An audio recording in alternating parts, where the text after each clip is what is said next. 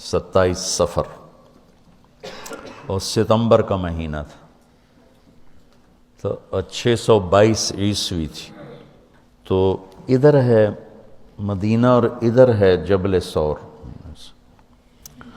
تو ابو بکر نے عرض کی میں نے ایک غار ڈھونڈ رکھا ہے، پہلے وہاں چلتے ہیں، تو جب ہماری تلاش ذرا رک جائے گی پھر ہم نکلیں گے۔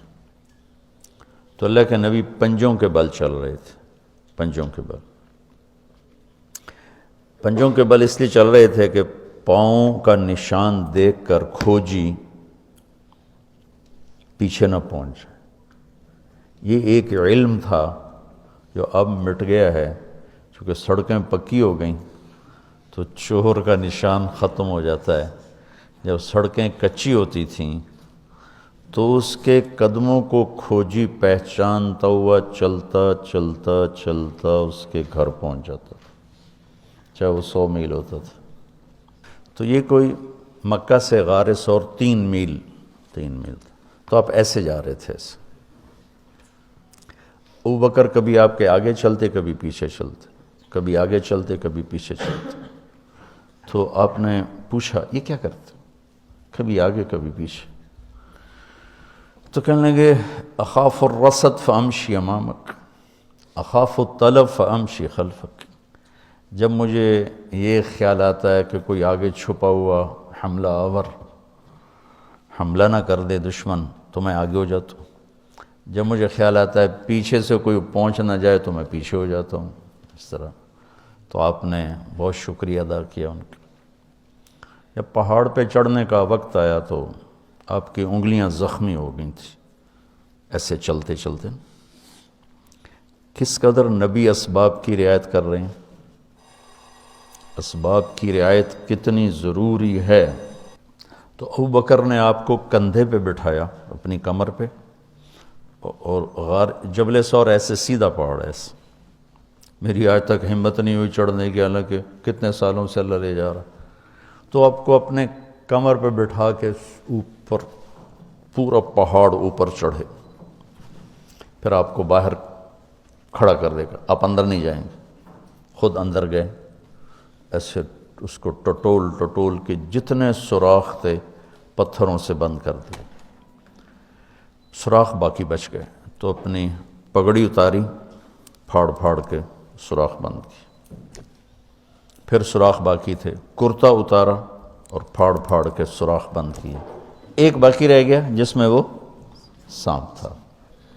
علماء نے لکھا ہے کہ وہ سانپ جو ڈس رہا تھا، ایک تو سانپ اپنی فطرت سے ڈستا ہے نا، علماء نے لکھا وہ اس لیے ڈس رہا تھا کہ وہ راستہ مانگ رہا تھا دیدار نبوت کے لیے۔ یہ کئی علماء نے یہ لکھا ہے کہ وہ اپنی فطرت سے نہیں، احتجاج کر رہا تھا کہ میں نے راہ دے، میں بھی دیدار کروں، میں بھی دیکھنا چاہتا ہوں۔ یہ تھا۔ تو کہا یا رسول اللہ آئیے۔ جب آپ اندر تشریف لائے تو اندھیرا تھا، پتہ نہیں چلا۔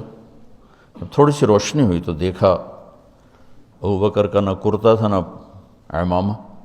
تو آپ نے پوچھا تیرا کرتا کدھر ہے، تیری پگڑی کدھر ہے؟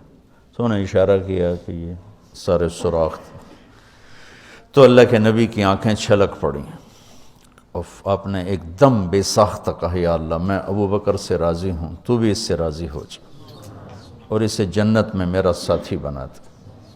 تو اسی وقت جبریل اترے اور آ کر کہا یا رسول اللہ، اللہ تعالیٰ خوشخبری دے رہے ہیں کہ وہ آپ کے ساتھی سے راضی ہو چکے ہیں اور جنت میں یہ آپ کے ساتھی بھی ہیں۔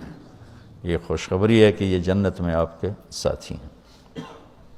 تو انہوں نے قریش نے کھوجی بلا لی، تو انہوں نے وہ انگلیاں پکڑ لیں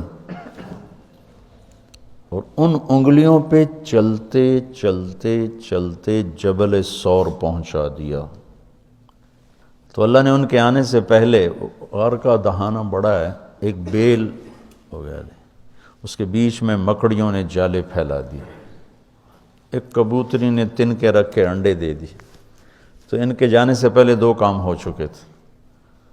تو وہ کھوجی کیسا، حالانکہ پہاڑ پہ تو کچی زمین پہ تو پورا پاؤں لگتا ہے، پہاڑ پہ تو ایسے ایک آدھ کوئی نشانی پڑتا ہوگا تو کیسا علم تھا، ان کو لا کر اس نے دروازے پہ کھڑا کر دیا، کہا یہ اس سے آگے کوئی نہیں۔ تو ابی بن خلف کہنے لگا تیرا دماغ خراب، یہ جالا محمد کی پیدائش سے بھی پہلے کا بنا ہوا ہے، اور تو کہتا ہے ادھر گھس گئے، بے وقوف کہاں لے کے آ گیا؟ اب ابو بکر ڈر رہے تھے کہ یا رسول اللہ اب کیا ہوگا؟ تو آپ نے کہا ما ظنک باثنین اللہ ثالثہما، جن کا اللہ ساتھی ہو ان کو کیا پریشانی؟ تو امیہ بن خلف نے وہیں دروازے غار کے منہ پہ بیٹھ کے اندر منہ کر کے پیشاب کیا، اب دونوں سامنے بیٹھے تھے۔ تو آپ نے مسکراتے ہوئے فرمایا دیکھو اگر یہ ہمیں دیکھ سکتے تو یہ یہاں بیٹھ کے پیشاب کرتا؟ تو انہوں نے آرام سے وہاں پیشاب کیا، وہ سامنے بیٹھے تھے دونوں۔ اللہ نے بیچ میں پردہ ڈال دی۔ قرآن ابوبکر صدیق کے اندر کے جذبے کو بتاتا ہے، لا تحزن لا تحزن۔ قوم موسیٰ جب سامنے پانی اور پیچھے فرعون، تو ان کے جذبات کی ترجمانی کرتا ہے انا لمدرکون، انا لمدرکون۔ 40 برس کی صحبت اٹھائی ہے دو نبیوں کی، ہارون اور موسیٰ۔ وہ کلیم اللہ ہیں، پہلے رسول کلیم اللہ، رسول تو ان سے بھی پہلے تھے، کلیم اللہ پہلے کلیم اللہ ہے، اور 4 بڑے انبیاء میں سے ایک ہیں، ابراہیم، موسیٰ، عیسیٰ، نوح، اور 5ویں ہمارے نبی سب سے بڑے۔ تو جب آگے سمندر اور پیچھے فرعون، تو ان کو اپنے نبی کی کوئی فکر نہیں رہی، نہ موسیٰ علیہ السلام نہ ہارون۔ انا میں غور کرو، اور لام پہ غور کرو، ایک انا اور لام، اس کا ترجمہ میں یوں کیا کرتا ہوں کہ کہنے لگے موسیٰ تو نے مروا کے ہی چھوڑا ہمیں، آپ کا کیا بنے گا، اب کیا ہوگا، آپ کی جانوں کو خطرہ ہے، ہم مارے گئے، ہم پکڑے گئے۔ تو آگے موسیٰ علیہ السلام نے اتنی شدت سے کہا کلا۔